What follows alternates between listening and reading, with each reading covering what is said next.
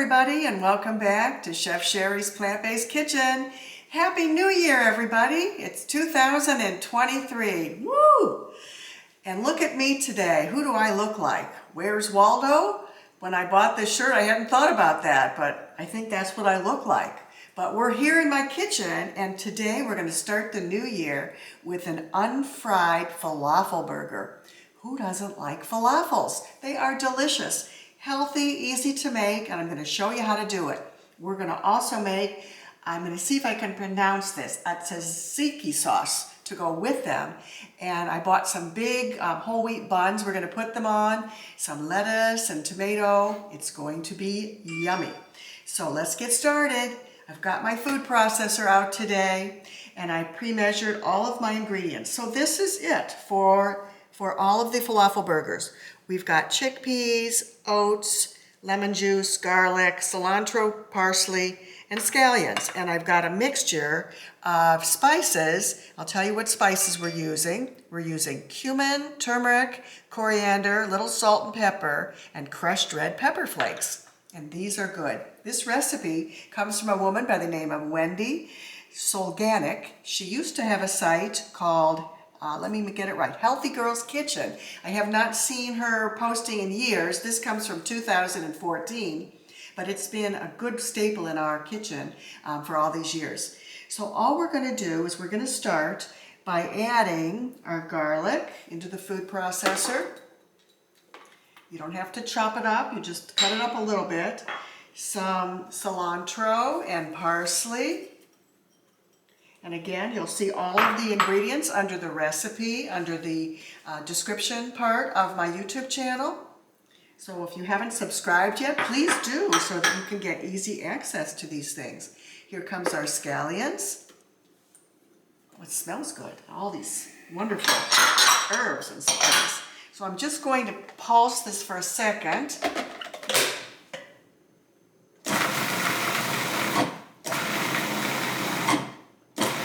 Want everything finely chopped, and that looks pretty finely chopped to me. Can you come and see what this looks like, Dale? You just show everybody that's about what it should look like. Not too fine, just chopped. And the next thing we do is we just add the rest of the ingredients. So I've got my chickpeas. I make these myself in the Instant Pot, and they're delicious. I think they're even better than the canned ones. This is like 2 cans of chickpeas. And it says reserve a little liquid if you're using canned. If you need to add a little moisture, we can just add water. We've got some oats. Again, if you want to do gluten-free, go ahead and use gluten-free oats. These are just regular oats. Some lemon juice. And all these yummy spices all mixed together. Okay, I'm going to get rid of these things first. And we will blend this up. Now we don't want to make it mushy, so keep an eye on it. I'm just going to pulse it.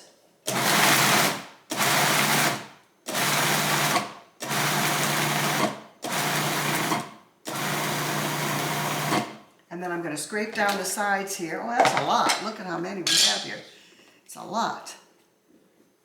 And I can see it's a little dry, so what I did, I have a little bit of water. I'm going to throw some water in here. Just a little bit. A lot of this is just sort of, getting it the way you like it.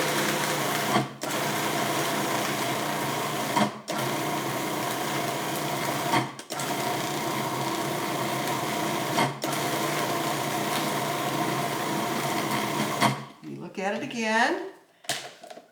It's getting better. I can see that. It's getting a little bit more together. You know what? I can see I need just a little drop more water. Okay. Here we go. Yep, there. That's the consistency I'm looking for. Okay, I don't want to get it too mushy. Let's see if that did it. Oh, yeah, that looks pretty good. Yeah, see, I think that's a good consistency. Yep. So what I'm going to do, that's simple. Wasn't that easy? It's just a matter of watching it. And when you think you've got it at the right consistency to make burgers, we're going to put it into our big bowl here. Oh, not this again, Dale. We had a problem with this once, didn't we? wonder if it's because it's so full. Let's see. Okay, let me try something here. It should just, there we go. Okay, I'm gonna put it in there. Get my spatula, and we'll get it all out of the bottom. I can tell it's perfect consistency. It's not too mushy. I can still see pieces of things, but it's combined. Now, if I have to add a little more water, I certainly can. Now, my hands are very clean and washed, so I'm going to go ahead and put these together on my baking sheet. Now, this recipe says you can also fry them without oil on a non-stick fry pan, but I just prefer to bake them. I just think it's easier. So I'm going to wet my hands. I'm going to just see if we can get this together. Oh, it's perfect. Look at that. See how nicely it's sticking together? So I'm going to make some burgers now, just by rolling them in my hands and patting them down. That look pretty? Let's see how many we can get here. Makes a good amount. You can also get some whole wheat pita bread and put them in pita bread. I had some that was in the freezer that was old, so I had to throw it out. I had left it in there too long, so we're just going to use some whole wheat buns tonight. It'll all be good. And I made some nice coleslaw to go with it. You know what would be good with this too is some tabbouleh salad. I'll have to show you how to make that one day. It's very simple. But instead we'll just have coleslaw and probably some sweet potato fries with it. And I make my sweet potato fries in the oven usually. I just bake them. Some people air fry them. You can do that too. Boy, look how many we're getting out of this. Okay, Dale, you have to guess. How many do you think we'll get out of this whole thing? 9. 9? No, I think we're going to get about 6 or 7. Let's see, we've got 6 here. Look at how they really stick together nicely too, which I really like. So they're not mushy tasting, because I don't like a mushy burger. Do you, Dale? No. Nothing worse than a mushy burger. So I've got one more. So I got 7 out of this.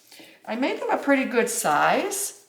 So if you were doing them in a falafel, you might make them small, or even put them into the like little balls and bake them to make falafel balls. That's it. So I think we're going to bake them probably at 350. I would say start at about 20 minutes and then look at them, flip them over, and then let them brown up. They don't have to cook too long, but you want them to get nice and sort of crispy. So that's it for those. So let me put that over here. I'm just going to rinse my hands for a second. And then I'm going to show you how easy it is to make the sauce that goes on top of them. The tzatziki sauce. So I've got a bowl here. Just wipe this mess up for a moment. Give me a sec. Okay. All right. And we're going to put that aside. So we've got this going here. So all we do here, we're going to use some plant-based yogurt. I asked Dale to go to the store. He picked me up some unsweetened plain cashew yogurt, which is delicious. You could use soy yogurt or almond yogurt or oat yogurt, whatever you find. And I'm going to put close to a cup of that into my bowl. And then I chopped up some cucumber. And you take the skin off of it and the seeds out. So this was a seedless cucumber, which makes it pretty easy. And then I chopped up some garlic. Don't worry about the amounts. You will see them on the site. And some lemon juice.